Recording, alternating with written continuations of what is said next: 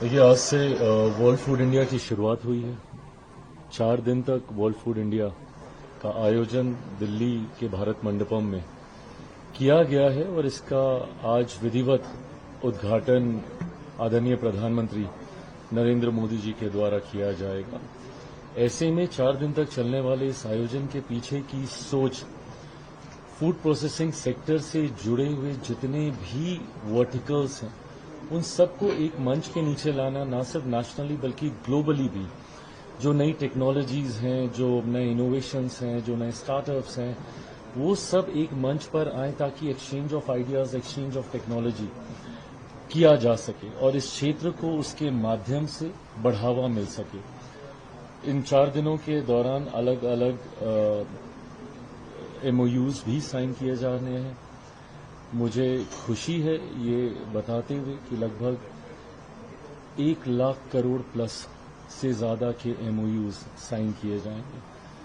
पिछले एडिशंस के दौरान भी जितने MOUs साइन हुए, मुझे खुशी है कि लगभग उसमें से 80% को धरातल पर उतारा जा चुका है, उसको इम्प्लीमेंट किया जा चुका है।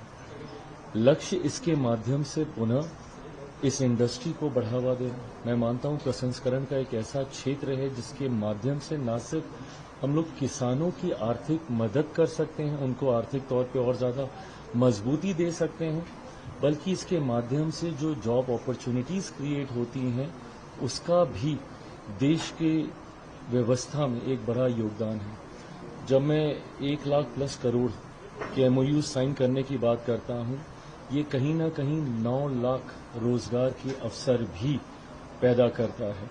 ऐसे में जहां एक तरफ जॉब अपॉर्चुनिटीज इसके माध्यम से हम लोग क्रिएट करते हैं, उस दूसरी तरफ किसानों की हम लोग मदद करते हैं, तो वहीं देश की अर्थव्यवस्था में भी इस क्षेत्र का एक महत्वपूर्ण योगदान है।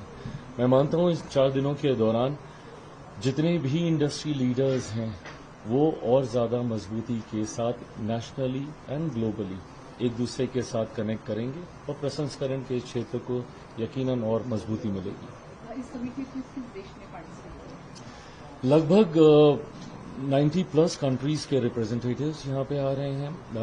कई देशों के मिनिस्ट्रियल डेलीगेशंस यहाँ पर आ रहे हैं।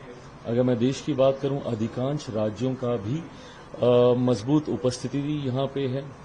न सिर्फ पार्टनर स्टेट्स के तौर पर, फोकस स्टेट्स के तौर पर, लाइकवाइज ग्लोबली भी कई ऐसी कंट्रीज हैं जो कि पार्टनर एंड फोकस स्टेट्स के तौर पर एसोसिएट होकर इस 4 दिन के आयोजन में पार्टिसिपेट करेंगे।